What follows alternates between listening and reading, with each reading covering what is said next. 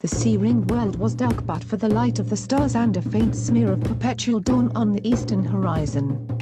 During this long night were born two brothers, minor gods of the milpers, those tangled fields of corn and bean and squash. They were named 1 Hunahpu and 7 Hunahpu, for their respective day signs. In time 1 Hunahpu married Lady Egret, and she bore him 2 sons, 1 monkey and 1 artisan. The small family continued to live with 1 Hunahpu's mother and brother in the gloom of a world with no sun. Other gods hailed 1 and 7 Hunahpu as knowledgeable and wise, the foremost seers on the earth. They taught young 1 monkey and 1 artisan many skills, and in time the boys became like their father and uncle singers, musicians, poets, sculptors, and workers of jade and metal. Though the brothers possessed a singular, innate goodness, they tended to shirk their responsibilities in order to roll dice and play ball. Every day the 4 of them played 2 against 2 in the ball court, and as each game began a falcon would descend to watch them, sent by Hurricane and his sons. The falcon could fly in an instant from the sea-ringed world to Hurricane's abode in the 6th heaven, or just as well descend to the land of the dead to do his master's bidding there.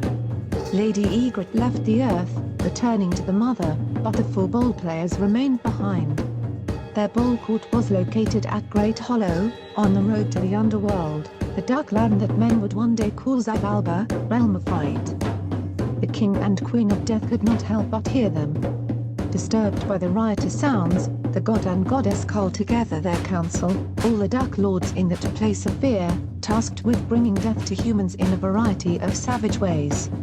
Who are these middling fools that shake the earth with their running and that disturb the stillness of the grave with their shouts? Demanded the king of death. They show no proper fear and run roughshod over the natural order. We should bring them here to play ball. Since they have no respect for us, we shall beat them at their favorite game and then destroy them. The Dark Lords all agreed with their sovereign, adding that upon winning they could seize the brothers' gear, the pads, yokes and plumed helmets that made up their kits. The task of summoning 1 and 7 Hunahpu was given to the royal guard, 4 fearsome owls from the very throne room of the land of the dead. They flew from the underworld in an instant, alighting in the stands above the ball court. The 4 players halted their game and approached the messengers. "We have been sent by the lords of the underworld," announced Straffa, chief among them. "Hearken unto the words of the king and queen of death, you must come. Do us the pleasure of playing ball in our dark courts. Your skill amazes us. Bring your gear, your yokes and pads and rubber ball." "Is that what the gods of that fearful place truly said?" asked 1 Hunahpu. "Yes. Now, come along. We shall accompany you." "Fine, but wait while we let our mother know. She'll have to watch over my sons while we're gone." The brothers took the boys back home and explained the situation to their mother. "We've no choice but to go. These are messengers of the King of Death himself. But we'll be back, we promise. Here, we'll leave our ball behind as a token." They hung the rubber sphere in the rafters. "Don't worry, we'll be kicking it around again very soon." 1 Hunahpu turned to his sons. "You two keep practicing your music, your art, your skill at games. Keep this house, and your grandmother's heart, warm in our absence." Their mother began to weep at their words. "We're off on a journey," they told her, "not to our deaths. Don't be sad." Then the brothers left. Guided by the royal guard, they headed north toward the entrance to the underworld. They descended through strange canyons, past streams of scorpions, over rivers of blood and pus. None of these obstacles slowed them down. But then they came to a vast crossroads that offered 4 paths to the land of the dead, the red, the black, the white and the green. The messenger owls indicated the black road. "That is the one you should take. It is the king's road." And here was the beginning of their defeat, for the brothers heeded the royal guard, not suspecting that this was the path of the dead. They were led along its gruesome length to the council chambers of the Dark Lords, where their doom was further sealed. The horrid aristocrats of that fell place were seated in a row, but the first 2, the king and queen themselves, were clever statues carved and arrayed by the artisans of the netherworld. "Greetings, your majesty," they said to the first statue.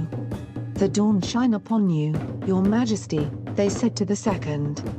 The chambers erupted with laughter, for the brothers had failed again.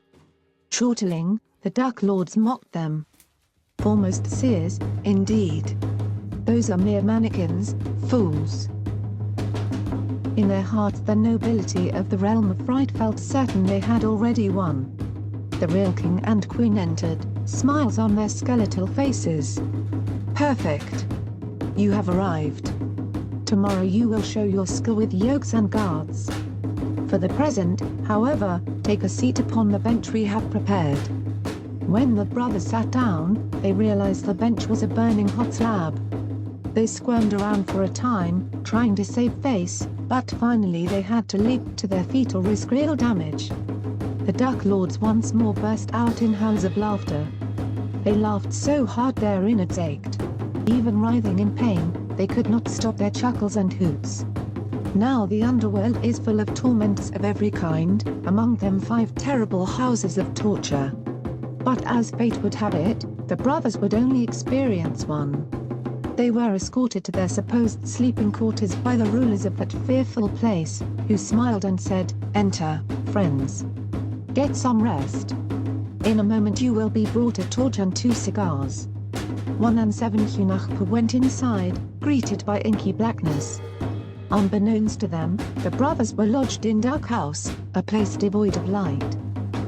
Meanwhile, the Duck Lords conferred. "They are certain to lose. Let us sacrifice them tomorrow. It will be quick. We shall use our bone-white blade to kill them both, and then we shall keep their gear." The king and queen sent a messenger with a torch of oak wood and 2 lit cigars. "Here you go. You are expected to return these in the morning, whole, just as they are now." The brothers took the torch and the cigars, and once again they were defeated. They let the torch burn down to ashes. They smoked the cigars down to stops. In the morning they were led back to the council chambers, fear mounting in their hearts. "Where are my cigars? Where is the torch that I lent you last night?" demanded the King of Death. In that moment of terror, a vision winged its way to the brothers from the heavens above. They saw their doom. But then they saw their victory. So they admitted defeat. "They're all gone, your majesty." "Very well. Today your days are ended. You will die here. You will be ripped from the world. Your faces will remain hidden who will be sacrificed." And there and then the brothers were slaughtered.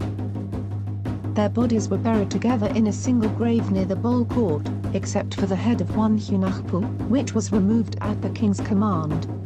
"Take his head," the god of death instructed, "and set it in the forked branches of that bare tree beside the road to serve as a reminder of our might." But as soon as the head was fixed in place, the tree miraculously bore fruit, round and heavy like a skull. It was the calabash, and it hung now from every branch so that it was no longer clear where the head of one Hunahpu had been deposited. The Duck Lords gathered round in amazement. It was clear that the sudden appearance of fruit was an ill omen.